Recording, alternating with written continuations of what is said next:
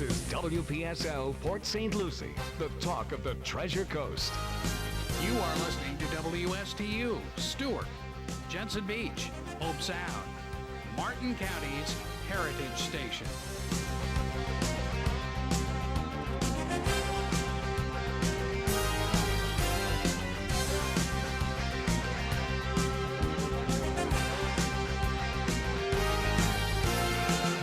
Very pleasant good evening. Time for the Quit Doc Coach's Corner.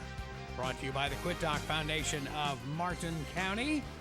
Now in its 10th year of sponsoring the Coach's Corner. Now here's Coach John Messina. Good evening, Greg. And before we go any further, I got to say you were right about Penn State. No matter what they did, they weren't going to get in. So that's the first thing I want to say to you right now. Oh, volleyball. No. Oh, Football. oh, they did have a football team. Oh, here we go. All right, don't rub it in a It's- little bit. They're going to Rose Bowl, but we got to. Yeah, they'll be in that game at least 5 minutes against USC. Oh, please. We'll save that for the end of the show. But we got our good friend Mike Thomas on the line. Mike, how you doing? Can I rant for a second Okay, you could rant for a second. about the whole Penn State thing? Oh, Okay, here it this goes. might take off. This might Okay. be the whole show here. Go ahead. I just want to say that this is that is the exact scenario why I do not watch college football.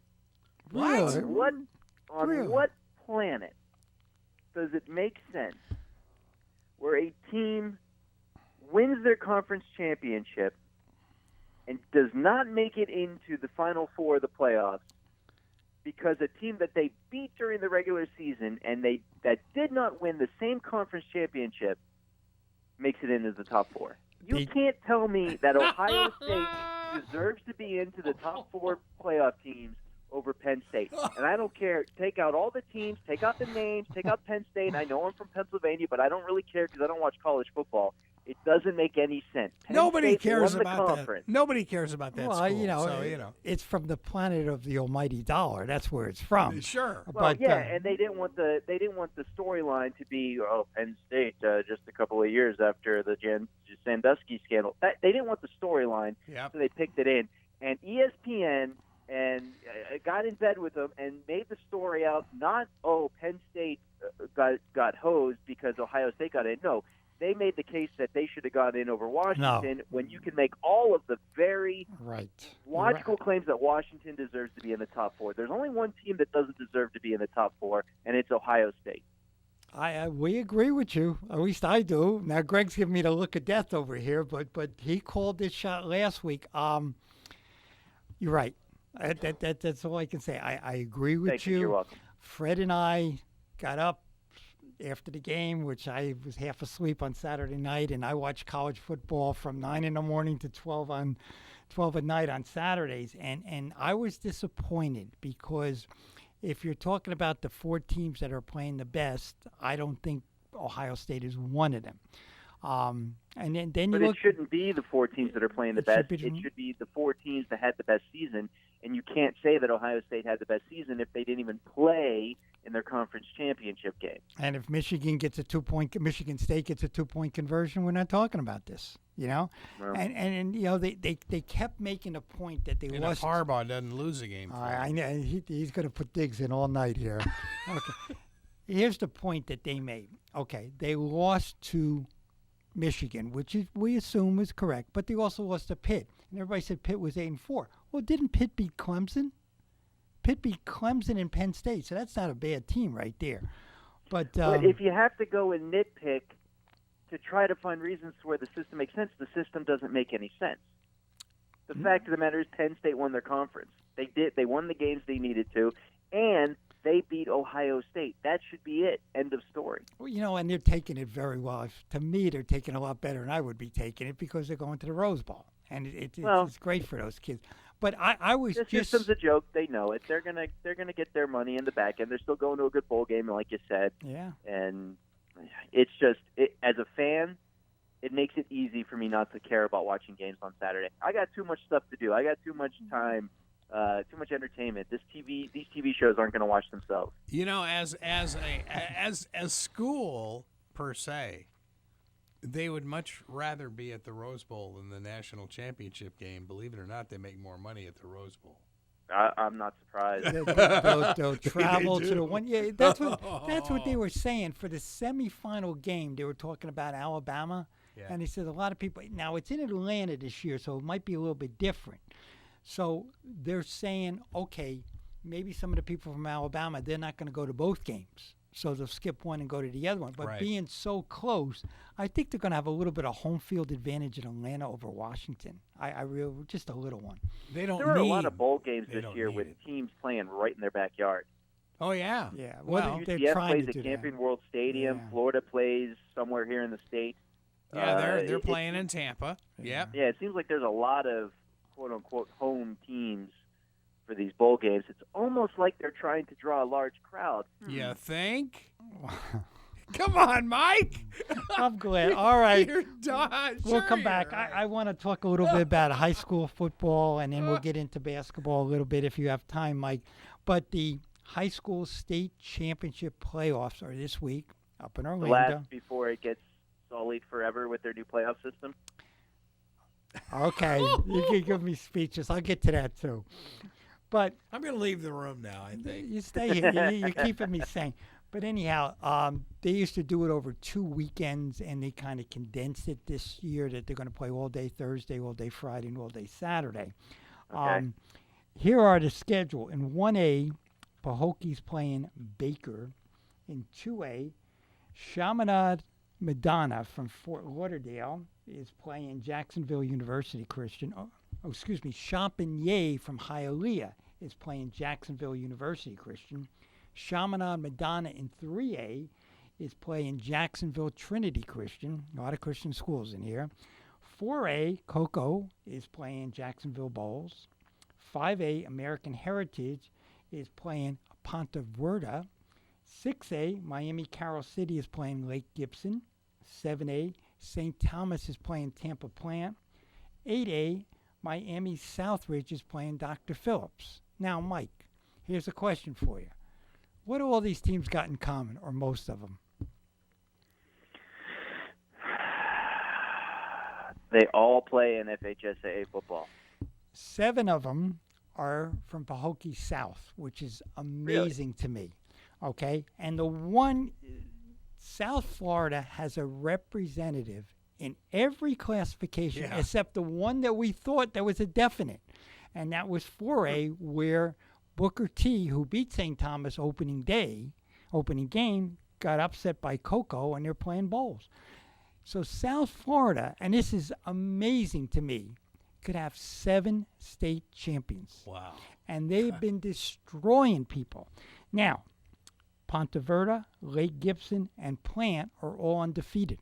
So we're going to see what happens. But I had a nice talk with Coach Ron Parker today, and we were talking about why do you think there's so much dominance? And one thing that really amazed me, Chaminade Madonna, American Heritage, Carroll City, and St. Thomas are about 10 miles from each I was other. going to say they're right around the corner from Can each you other. imagine that? They got 4 teams in the state championship. So what we're coming to the conclusion, there's a lot of athletes down there.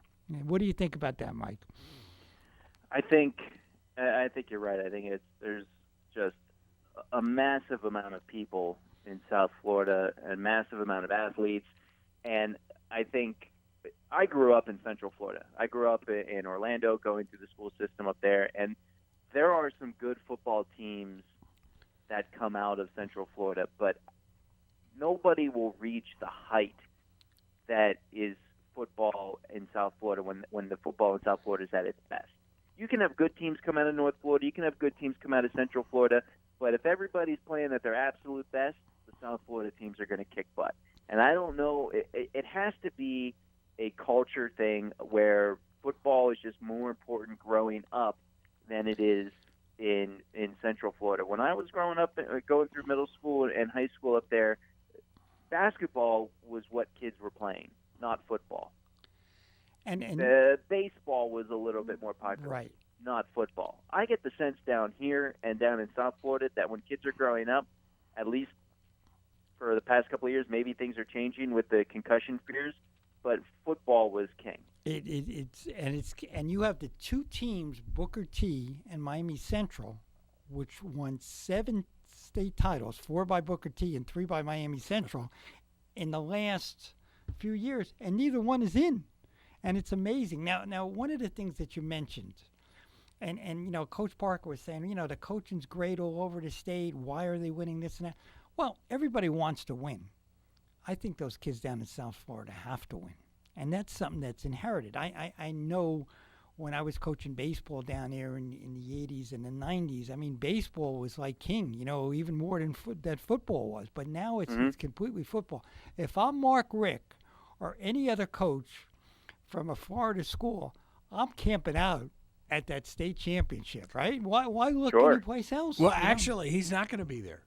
He's not. No, I heard him on the radio today. He just said he's sending his assistants because this is the big visit weekend of guys who've already committed to Miami. But he said, my God, my guys are not going to get any sleep up there. Oh. Well, and I'm sure it's what a zoo. I mean, it's going to be some great football. Yeah. Some of the matchups are terrific. Like the one matchup that doesn't have the South Florida schools is Cocoa against Jacksonville Bowls, which is going to be a phenomenal matchup.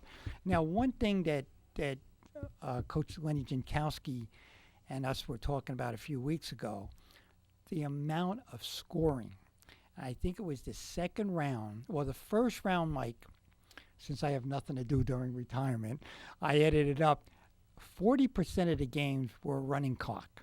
In the second round, the winner scored 35 or more points in almost 60% of the games. So we are going, you don't see these 14-10 games anymore. I'm going to outscore, you're going to outscore your opponent. And that was something that Lenny was mentioning. That is the trend now. I mean, and the scores weren't even in the 30s and the 40s. They were in the 50s and the 60s. Yeah. I mean, St. Thomas beat Venice 47-0. Then they had beaten Dwyer. Wasn't Venice undefeated? Venice was undefeated. Oh, God. They beat Dwyer in the second round, 38-0.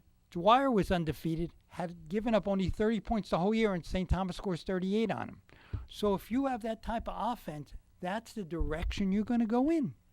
Well, and look what Martin County did in their semifinal Correct. loss to Vieira. I mean, wasn't there 95 points scored in that game? It was amazing comeback. We talked about that, and we talked about Lenny's one of my closest friends up at Vero, and he's got that type of offense. And the one suggestion I would make to Lenny, and I will as a friend, you got to go on a road trip during the year, okay? Because I've been saying that for years.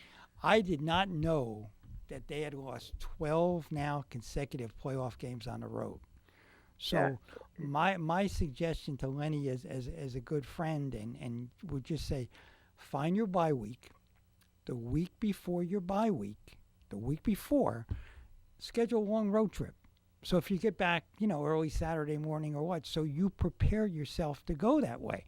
I mean, it's great playing everybody at the Citrus Bowl in Vero. It's absolutely great, but you got to prepare yourself. Plus, another thing that I think hurt them, you play the Friday after Thanksgiving. That's tough, especially traveling. If you're home, it's so much different than if you get on the road. I know at Centennial we did 1 or 2 of them, and it was tough. We went out to Fort Myers one time, and it was tough out there. Yeah, I've been saying it for years, and I probably come across as being tough on Vero Beach because of that aspect, but I'm going to state right off the bat, I think that they're a fantastic program, and Coach Jankowski's done a fine job up there making that into a dominant program and building off of an amazing legacy that's been going on up there in Vero Beach for decades when it comes to the football team. Having said that, you're 100% right. They need to start getting some road games in against tough opponents during the middle of the year. It's not enough to have teams come in and just pay everybody to come in and play games because you're making so much money by playing games at the Citrus Bowl there. You got to learn what it's like to go on the road and have those long bus rides and have to have just a couple of hours to stretch and get ready in a small, dirty locker room. You need to prepare yourself. And if state championships and state titles is what you want as a program, you have to start scheduling those things. The mandatory one road district game a year isn't going to cut it. I would like to see one or two tough road games. Look at what Fort Pierce Central has done over the past couple of years. They've taken on some of the toughest talent in the state on the road, up in the Panhandle, going on long bus rides. It hasn't paid off for them with long runs through the playoffs, but you've also seen those schedules come at a time when maybe the talent level has dipped at Fort Pierce Central. The talent level has not dipped in Vero Beach. They have the ability to be able to do that. So I think they would benefit greatly from some of those tough road trips. And the good thing for the Treasure, I should say, St. Lucie County schools is that they will have that 10th game. They will have the 10th game. Yeah. I know that some of the reporters in the paper, I don't know if you saw, are trying to make up these fantasy schedules. Believe me, it's not that easy because every district has mandatory dates that you have to play your district games. So say you wanted to play, say just throwing this out, Dr. Phillips. You wanted to play Dr. Phillips. Well, if your open date that you want to play them, maybe they got 6 teams in their district and you got 4 and they're playing district games, is the availability of the fields, because down here we're sharing fields, all right? So it's not that easy. I know what those guys were trying to do, but it's not that easy for that. On another note, I don't know if you heard, but Jamar Chaney got chosen as the new coach at Centennial High School, and I'm very happy for Jamar. I thought that was a great choice. It is. I mean, I got the pleasure in knowing Jamar these last 2 years pretty well as he was helping us out. Is this the same Chaney that played in the NFL? Same Chaney played for the Eagles. He was All-State player for us, I think, in 2004. I didn't even know he was from here. Okay. He went to Mississippi State. Okay. He was the Defensive Player of the Year in the SEC. Wow. Got drafted by the Eagles. He had 3 or 4 good years until Chip Kelly walked in and he got cut. See ya. And then he got bounced around Denver. I remember Oakland. The thing that impressed me the most about Jamar, and there's a bunch of things, but 3 years ago when we won the district title, we were playing Vero on a Friday night, and he was off. The Eagles had a bye week. Well, he flew back, and he rode up with us on the bus, and he was on the sidelines for the whole game, and he was so encouraging. And I know he has learned under Coach Parker's tutelage. And, I wish him all the luck in the world. It's going to be a tough road. Now, again, there's a lot of things that are going to happen next year. They're in the same district, which is a very tough district. You get Central winning. What did Central go, Mike? 6-3, and they don't get in? And Treasure Coast showed their worth by upsetting the number 1 team in the state. So it's going to be a tough district. Plus, with the transfer rule. And how do you feel about that, Mike? Probably best if we don't get into that one. It's going to happen. I know it's going to happen, but come on. What's wrong with just high school sports? Why do we have to go and try to make it professional sports? Well, it's the way the rule got passed, and I'm going to defend the FHSAA because they were totally against this rule. For years, some people in the state legislature, certain counties, were trying to push this bill through, that you go to any high school you want. Yeah, that whack job from Lakeland. Okay.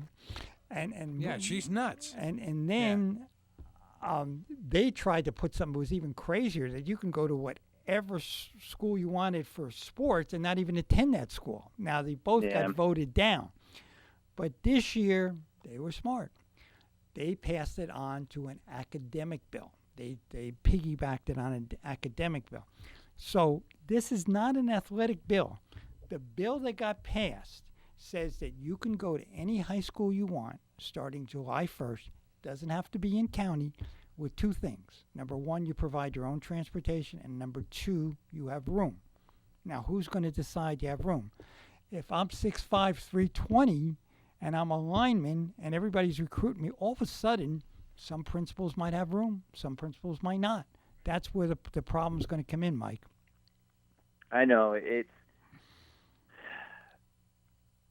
There's too many parents out there that feel that they want their kid. They feel that their kid has this super bright future in front of them if only they played at the right school. And that might be true for a very, very infinitesimally small number of students. But if in today's day and age, with the internet and videos and recruiting the way it is, the coaches know where the talent is. Exactly. They're going to find the talent. That's true. And it's such a small minority of players that move on to the second level that to all the parents out there, it's not because your kid got stuck behind a bad coach. It's not because your kid's on a bad team that's not getting any attention. It's because there is, 1% of college football players that make it to the second level, make it to college? Not even that. I mean, and you're absolutely right. 2003, Centennial won the State Sportsmanship Award, and we got invited to a banquet in Gainesville, and Billy Donovan was the guest speaker. And this question, even before this transfer rule wasn't even thought of yet, there was parents there was athletic directors, there was principals, there was superintendents, and Billy Donovan brought this up to everybody. He says, you know what, I couldn't care less if your name's in the paper. Don't come to me about stats. I have a coach on my staff, and some schools have many coaches on their staff. They're going to find you. If you're good enough, they're going to find you. But what I think the biggest drawback of this rule is going to be, well, two drawbacks. Number one, the stronger are going to get a lot stronger. Yes. And number two, if you don't like a coach, now you got leverage to go wherever you want. Now, you're not going to be able to go and quit one team and join another one, but it's for next year. Now, Okay. Yeah. Our superintendent here in St. Lucie Okay. County has been assured by the superintendent in Martin County that Jensen Beach and Martin County High School have no room left. as of now. Period. As of now. Well, they told him. See, but working in high schools for 40 years, I believe that, but you don't know what your enrollment's going to be come August. If you have 40 spots open, you really don't. You really don't. And everybody's going to want to be on board on that, but then when somebody does open the door, Then it's all it's all over there. I don't understand, and this is another little pet peeve of mine lately. I know we were talking about colleges a little bit. These coaches can switch schools in college immediately, like the coach from Temple just took the Baylor job today. Okay, They just won the championship last Saturday. They beat a good Navy team. Well, their players who he recruited can't go anywhere. Now, why couldn't the state have a rule that says, okay, you can transfer, but you can't play for 1 year? That would be my rule. That would be what I would push That's through. where the You college can go rule to the is. school. You can go to any school you want, but you got to sit out a year, just like college. Sure. I don't see anything wrong with that. I guess as long as that doesn't affect the players that legitimately move. Well, the rule has been for many, many years. You have to make a full and complete move. Now, that doesn't mean going from mother to father. The mother lives in Okeechobee and the father lives in Vero, and you go back and forth. Your whole family has to move. And they've been doing that for years, and I thought it's been great. Now, of course, there's been cheating going on. Everybody knows that. And all the years I was down in Miami, yes, it happens. It probably happens more down there because you got so many schools. You have 30-something big public schools, and they're right next to each other. You could be on one block. But how are they going to monitor this next year? I don't know. This is going to be debated. And Mike, of course, I didn't tell you yet. I set you up with John, and actually, I think you guys are going to be on WLX TV with the superintendents talking about this, and it's going to be kind of a roundtable discussion. They're going to put it together sometime February, March. It's going to be very interesting to see. And the school selection I'm not mistaken, the end of January. That's exactly what he was saying. The end is, see, I'm remembering pretty good Yeah, lately. yeah. The end of January, they'll send the notices out to the schools, okay, or to the parents. Which school would you like to go It's to? got to be done by the end of January. So I would think that, say for example, I'm just using this. Treasure Coast had the best football season. Everybody that's a football player is going to say, "All right, I want to go to Treasure Coast." Now, how many can they take in? See, that's the thing. Now, if you're a coach, I don't know what to say now. You're going to be looking at 8th graders all over the county because they might be yours now, right? Sure. Why not? It's no longer frowned upon. It's basically allowed. You come up with a reason to say like, hey, just to let you know, if you were to find a way to come to my school, you'll have a good chance at making the team. Hey, USC signed a 13-year-old quarterback from Mission Viejo. How can they? No, are we going into international soccer here, where we're going to start signing 9-year-olds? This is well, yeah, you're close. I mean, it's they. Can you imagine? I mean, kid's not even in high school yet, and they signed him. You know what rule that if we go to college for a second, that I kind of agree with, and a lot of people don't agree with. If you graduate, okay, and you still have a year of eligibility left. A lot of people say we don't like that they can go to another school. I give you examples. The Notre Dame quarterback Zaire, Sure. who graduated. Okay, he got beaten out this year, and he's looking at Wisconsin. He's looking at North Carolina. A lot of people don't like that rule. If I'm not mistaken, Oregon had the Eastern Washington quarterback a few years ago, came and played very well for them. And if I'm not mistaken, didn't Wilson from Seattle, Russell Wilson, do that? He went from North Carolina Yes. to Washington. To me, now this is just me speaking, if you went to school, you got your 120 credits, and you graduated, you fulfilled your obligation to that school. And you have a right to do whatever you want in your 50 if you're not ready for the pros. That's just me speaking. How do you feel about that, Mike? I mean, I thought we were supposed to wink and nod every time we say that the college level's not the minor league. It is for the the minor NFL. league. It's, Come on. Come on. Sure But it we're is. supposed to wink and nod and be like, yeah, it's not the minor league. It's totally not. But if you... I don't know. I'm a little weirded out. If you graduate, you're not a student there anymore. You shouldn't be on the team. But you still have a year of eligibility left. I'm sorry you graduated. You should have planned better. So that means your senior year, let's take one class, which some of them do anyhow. I've seen that anyway. Yeah. I don't want to mention basketball players. That's a whole nother story, right? College basketball. But football, if you're thinking about college football, does not have a minor league. It really doesn't. I mean, you go from college, you go to the pros. Where else are you going to go? Right? If you don't. Right. I mean, But there's also that's a whole can of worms, too. If you were to start just openly admitting that, which it is, the NCAA football is the minor league for the NFL. Correct. We all know it. you're correct. But if you start actively going around and saying it, well, you better start paying the athletes because now they're employees. Now that's a career track. Well, Mike's been listening to Hayden Fry. I don't even know who that is. But he sounds like a smart man. It was the Iowa football See, coach. we're going way back. Oh, then. let me tell you what he mentioned that at a news conference at the Rose Bowl, and everybody was like, "What?" and he said he laid out a whole stipend program for him. It was great. But how Nothing about ever you're looking at college football? We're talking about these kids that graduate. Okay, they graduated. Think of the basketball players. They They go to school for one semester. If you saw the ESPN, no, it wasn't ESPN. I think it was Showtime had a special on Ben Simmons. It was called One and Done. He never went to class. No. I mean, he never went to class, and the coach was benching him for not going to class. He says, as soon as I get my grades, which come in early December in college, I'm okay for the second semester, so I'm not going to class. So basically, he did a semester. Now, that's something that there's your minor league. Okay, look at Kentucky every year, right? The Kentucky basketball.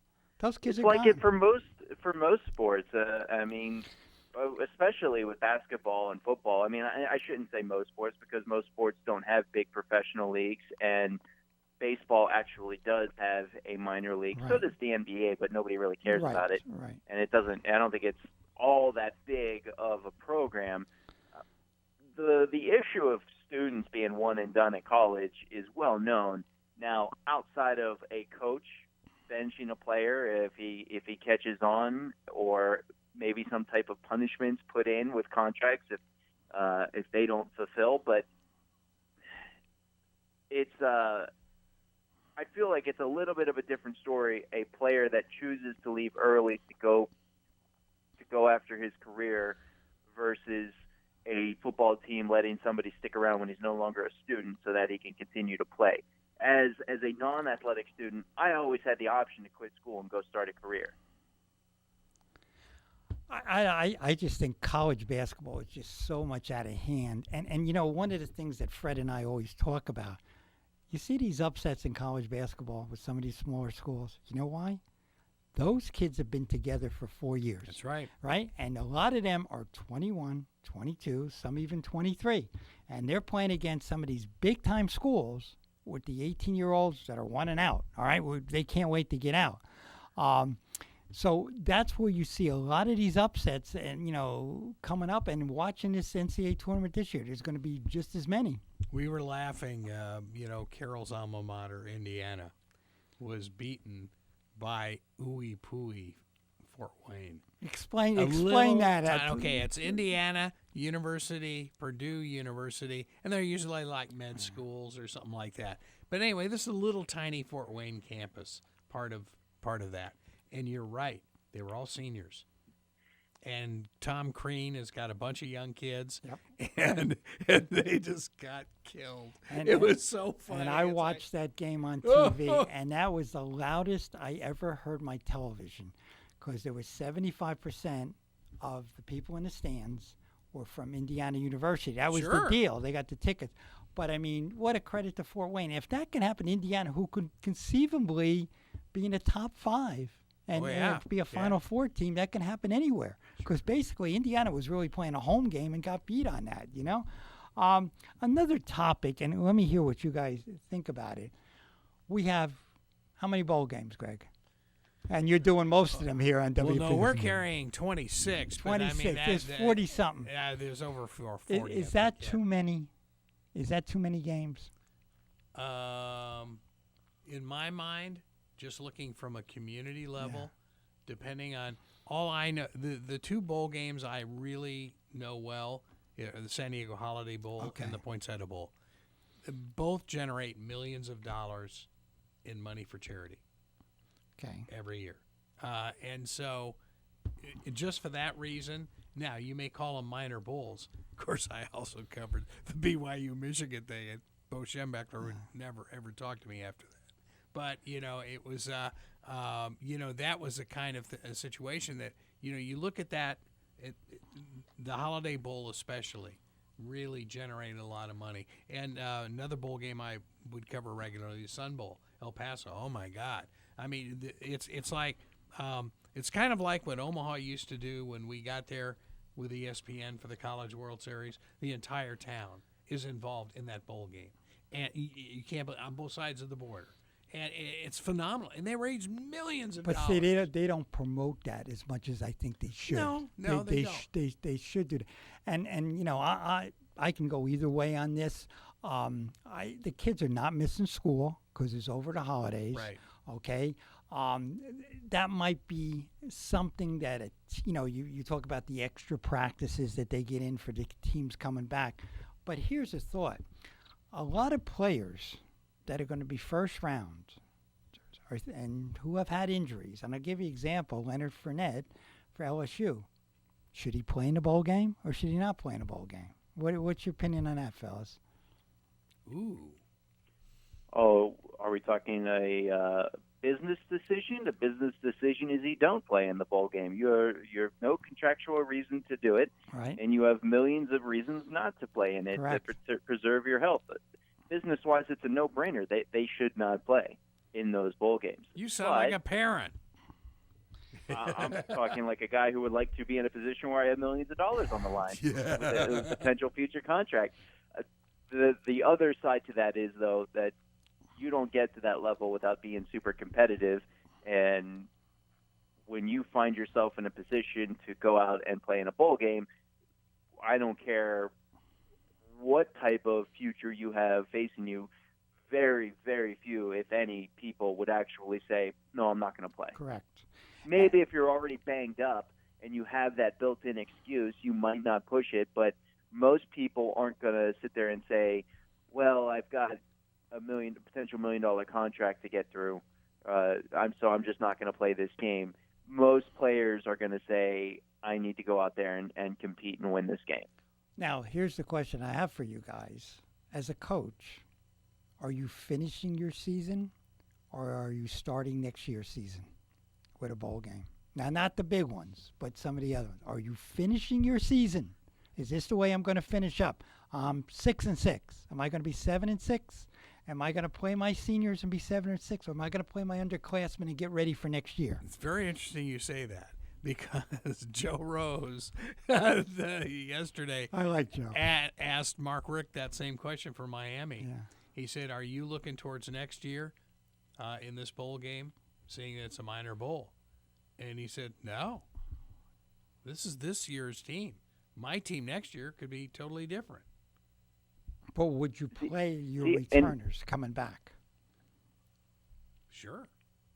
Here's where the business element of college football, everything with college football goes back to money.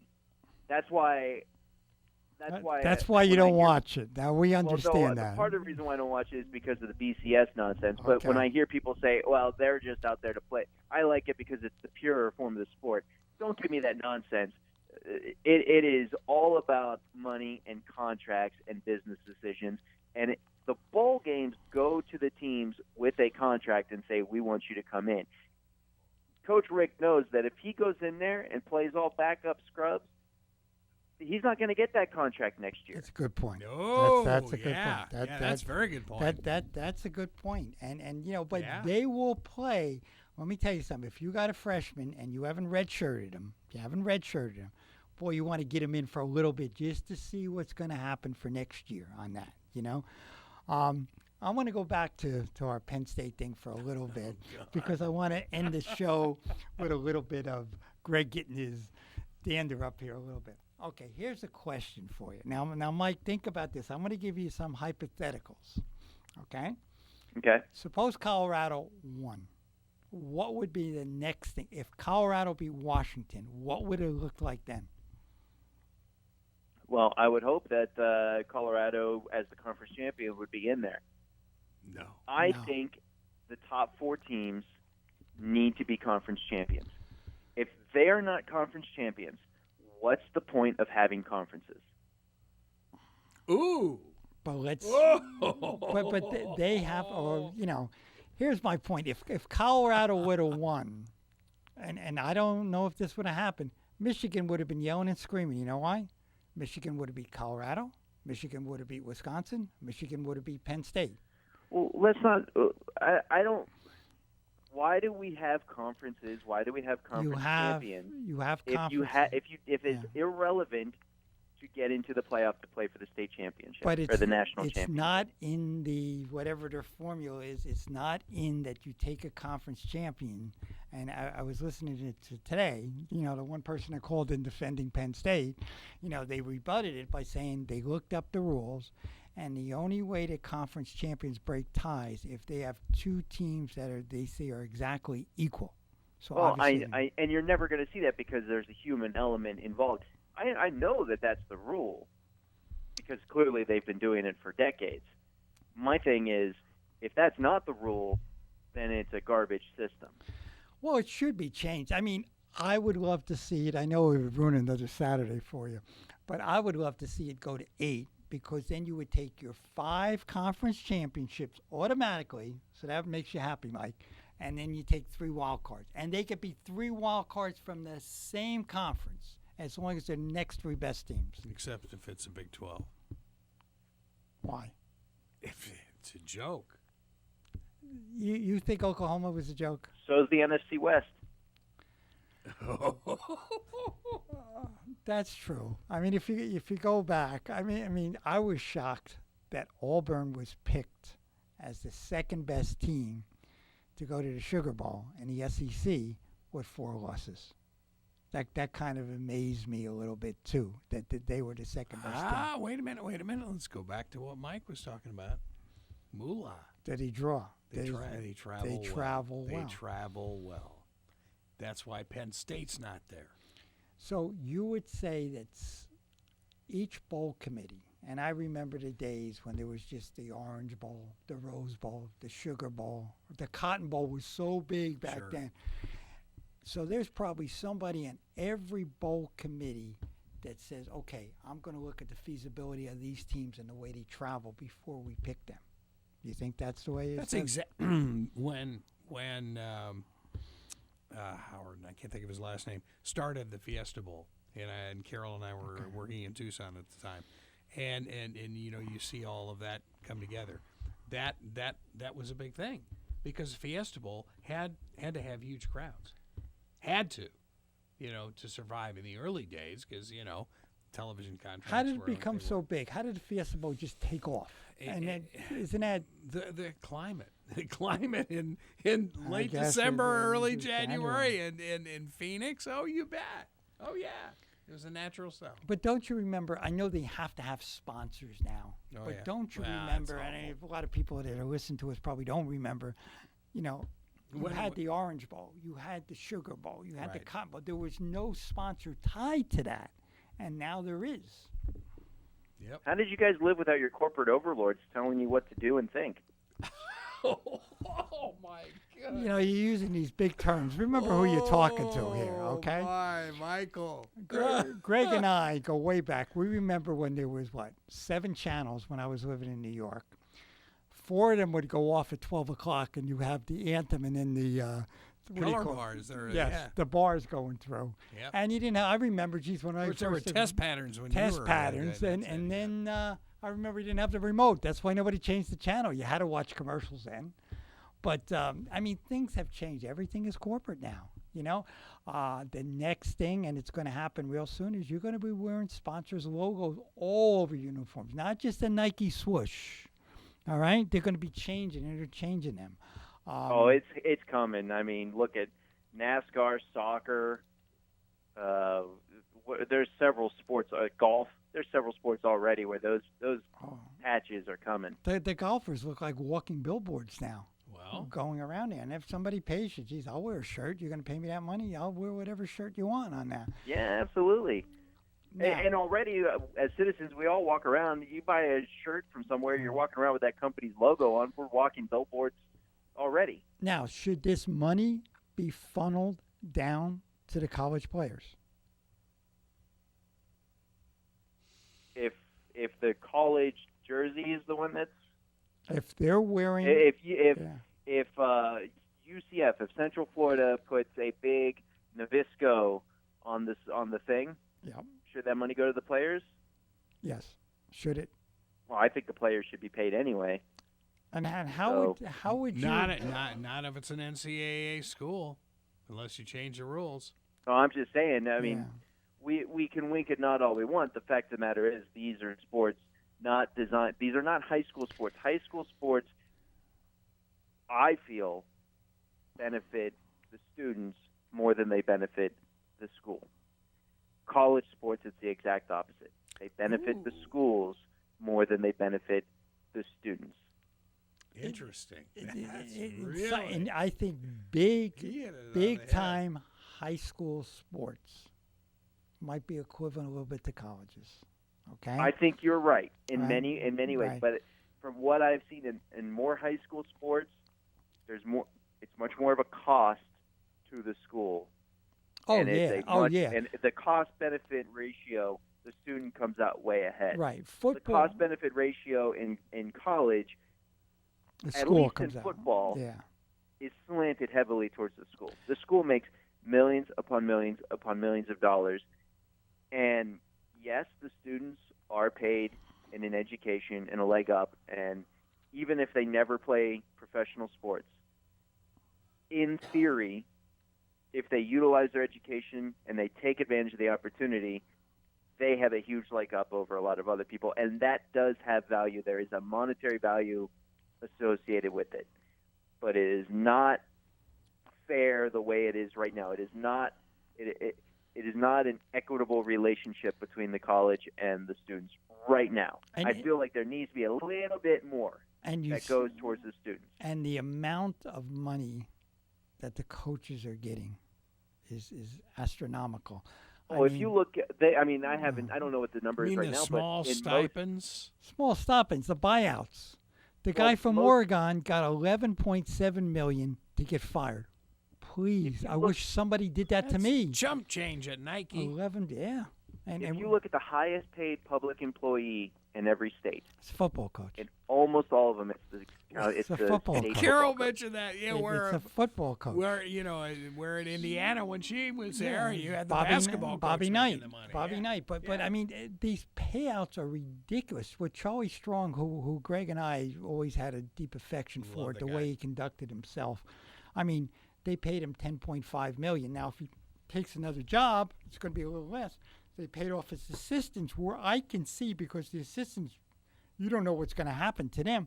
But these buyout monies are just outrageous. Charlie made as much of the buyouts as the president and two of his vice presidents at the University of Texas. Okay, now I'm going to ask you a question. If you guys get this, I'm going to take you out to dinner. I hope, Greg, I didn't tell you this question before.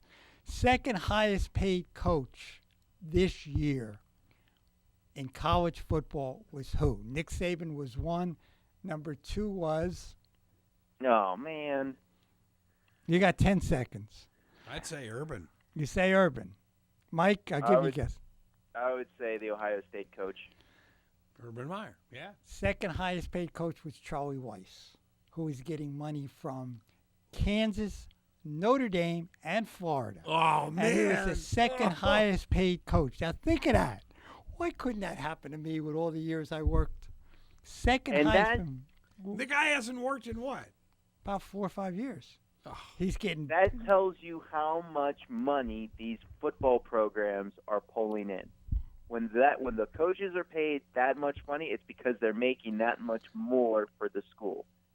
Now, do you think they make the immediate difference? Do you think Tom Herman going to Texas, replacing Charlie Strong, is going to make an immediate difference to earn his money? Building programs it takes a long time to build a program. But if